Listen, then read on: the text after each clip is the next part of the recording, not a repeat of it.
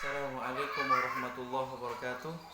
Kepada kelas 8, yang mudah-mudahan selalu dalam lindungan Allah Subhanahu wa taala.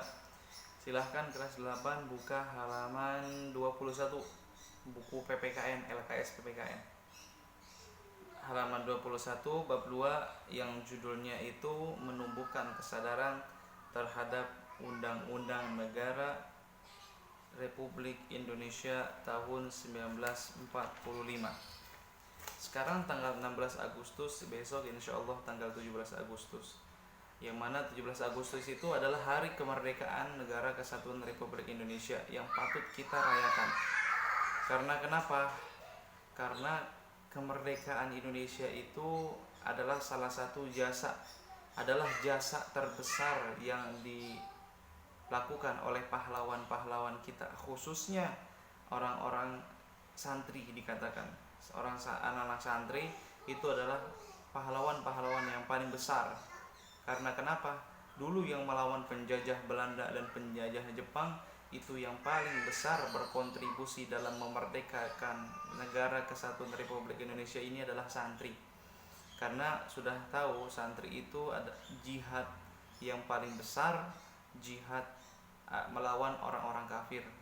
Maka orang-orang Belanda, orang-orang Jepang yang memberontak, yang ingin menjajah Negara Kesatuan Republik Indonesia ini, mereka mempunyai pemahaman bahwa ini adalah musuh dia. Akhirnya dengan kesemangatannya, orang yang mati syahid, orang yang mati di dalam medan perang adalah orang yang mati syahid.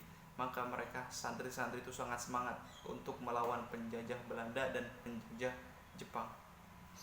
Oke, sekarang halaman 22 kita buka kedudukan dan makna pembukaan Undang-Undang Negara Kesatuan Republik Indonesia. Nah, undang-undang ini adalah sebagai hukum dasar yang tertulis. Nah, terdapat hukum dasar yang tidak tertulis, yaitu aturan yang timbul dan terpelihara dalam praktik penyelenggaraan negara meskipun tidak tertulis. Jadi undang-undang negara ini adalah undang-undang yang paling undang-undang dasar. Jadi semua undang-undang yang ada di negara Republik Indonesia ini bersumber dari Undang-Undang Dasar Negara Kesatuan Republik Indonesia tahun 1945. Yang pertama, kedudukan pembukaan. Nah, ini pembukaan dulu. Karena kenapa? Semua harus pembukaan. Seperti surat di dalam Al-Quran pun ada pembukaan. Kemudian di dalam buku-buku manapun, novel kah atau artikel kah, pasti ada pembukaan.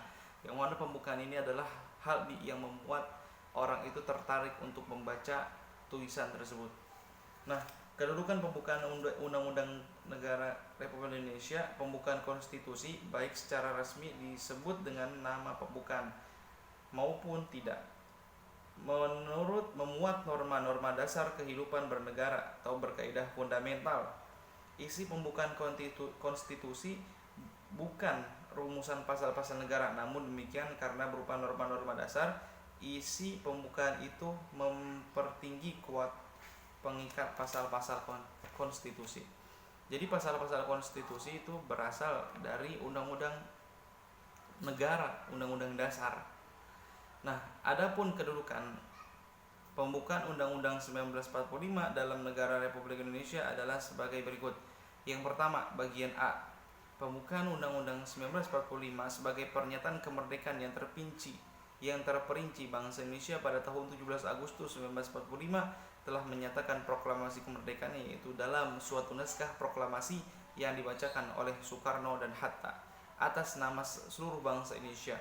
Proklamasi pada hakikatnya memiliki dua makna, yaitu pernyataan tentang kemerdekaan bangsa Indonesia dan tindakan yang harus segera dilaksanakan berkaitan dengan proklamasi tersebut. Artinya, mulai detik proklamasi tersebut, bangsa mewujudkan cita-cita bangsa Indonesia menyusun negara yang merdeka, yang memiliki kedaulatan sendiri untuk mewujudkan cita-cita bersama, yaitu masyarakat yang adil dan makmur. Nah, di alinea ketiga maupun tindakan-tindakannya tentang pembentukan Negara Kesatuan Republik Indonesia. Jadi undang-undangan yang pertama itu adalah undang-undang tentang kemerdekaan bangsa Indonesia. Ketika itu Insinyur Soekarno tanggal 17 Agustus kebetulan bertepatan dengan bulan Ramadan, itu Presiden Soekarno memproklamirkan bahwa Indonesia ini telah merdeka. Nah, itu adalah undang-undang yang pertama. Kemudian pembukaan undang-undang memenuhi syarat yang adanya hukum tertibnya hukum di Indonesia dalam hal ini. Keempat, pembukaan undang-undang 1945 ditemukan unsur-unsur yang menurut ilmu hukum merupakan syarat bagi adanya suatu hukum tertib Indonesia. Nah, jadi pembukaan undang-undang ada di halaman 23. Kemudian pembukaan undang-undang sebagai pokok kaidah agama yang fundamental, yang di dalamnya suatu tertib hukum terdapat urutan susunan yang bersifat hierarkis. Nah, jadi ada ungkapan begini. Jadi bangsa Indonesia itu dalam undang-undang dasar bangsa Indonesia itu menuliskan di dalam undang-undang Indonesia merdeka karena berkat rahmat Allah yang Maha Esa. Jadi semua ini adalah pertolongan dari Allah Subhanahu wa taala.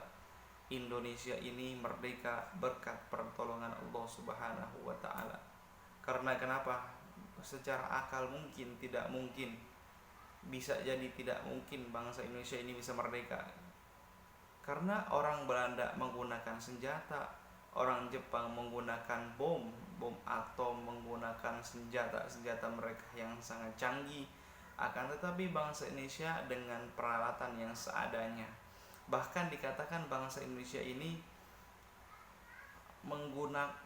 perang melawan penjajah Belanda, penjajah Portugis, penjajah Jepang, penjajah Cina menggunakan bambu runcing.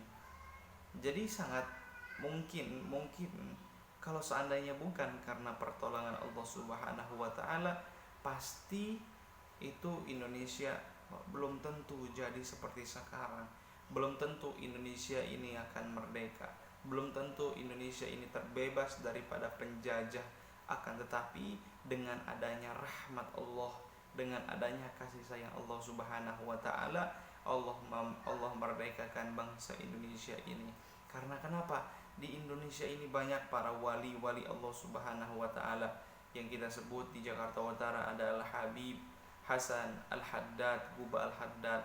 Kemudian di luar Batang ada Al-Habib Hussein bin Abu Bakar Al-Aidrus. Kemudian di seluruh pelosok-pelosok Jakarta khususnya, kemudian pelosok-pelosok Jawa, kemudian di daerah Sumatera pun ada cucu daripada Mu'adz bin Jabal, sahabat daripada Rasulullah Shallallahu Alaihi Wasallam.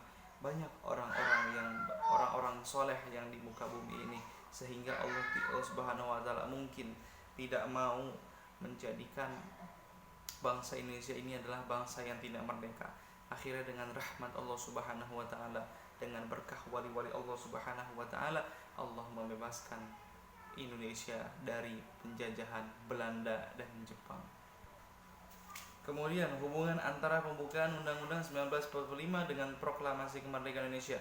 Hubungan proklamasi dan pembukaan Undang-Undang Negara Kesatuan Republik Indonesia tahun 1945 dapat diamati dengan dua sisi. Dapat diamati dengan kedua naskah tersebut, naskah undang-undang dan naskah proklamasi. Proklamasi kemerdekaan memuat dua hal pokok, yaitu pernyataan kemerdekaan yang pertama dan tindakan harus segera dilakukan dengan pernyataan kemerdekaan. Alinea ketiga pembukaan Undang-Undang 1945 memuat pernyataan kemerdekaan sama seperti proklamasi tadi. Pernyataan kemerdekaan di alinea pertama ini diawali dengan pernyataan bahwa kemerdekaan adalah hak segala bangsa. Di alinea kedua, alasan perjuangan kemerdekaan bangsa Indonesia telah sampai pada saat menentukan. Juga dipertegas bahwa kemerdekaan merupakan, di halaman 23 paling bawah, bahwa kemerdekaan merupakan atas berkat rahmat Allah yang Maha Kuasa. Jadi tidak diragukan lagi wahai saudara bahwa Allah Subhanahu wa taala itu Maha Kuasa dan didorongkan oleh keinginan luhur. Dan didorongkan dengan keinginan luhur. Dengan demikian, pada dasarnya alinea pertama sebagai sampai alinea ketiga merupakan uraian terperinci dari kalimat pertama proklamasi kemerdekaan. Alinea keempat, memberi arahan bertanggung jawab terhadap pelaksana proklamasi kemerdekaan. Kemudian isi pokok kedua proklamasi kemerdekaan yaitu tindakan yang harus segera dilakukan antara lain itu menetapkan Undang-Undang 1945 yang dibuat pembukaan. Kemudian uraian di atas mempertegaskan bahwa pembukaan Undang-Undang 1945 dan proklamasi kemerdekaan merupakan suatu kesatuan yang bulat. Makna yang terkandung dalam pembukaan merupakan amanat dari proklamasi kemerdekaan. Jadi amanat dari proklamasi kemerdekaan ini akhirnya dibukalah Undang-Undang Dasar Negara Kesatuan Republik Indonesia. Nah, itulah sedikit daripada tentang pembukaan Undang-Undang Negara Kesatuan Republik Indonesia. Kemudian insya Allah minggu depan akan dilanjutkan atau akan saya berikan soal agar terjalannya pelajaran PKN ini. Insya Allah minggu depan, Senin depan, entah itu soal ataupun saya menjelaskan lagi dan sekaligus tugas instrumen atau tugas nanti tugas untuk nilai keterampilan mohon dikerjakan, karena kemarin masih banyak orang yang kagak ngirim ke saya, sedikit orang yang ngirim ke saya dan banyak orang yang tidak ngirim ke saya. Tugas-tugasnya mohon dikerjakan dengan sebaik-baiknya, mudah-mudahan bermanfaat. Wassalamualaikum warahmatullahi wabarakatuh.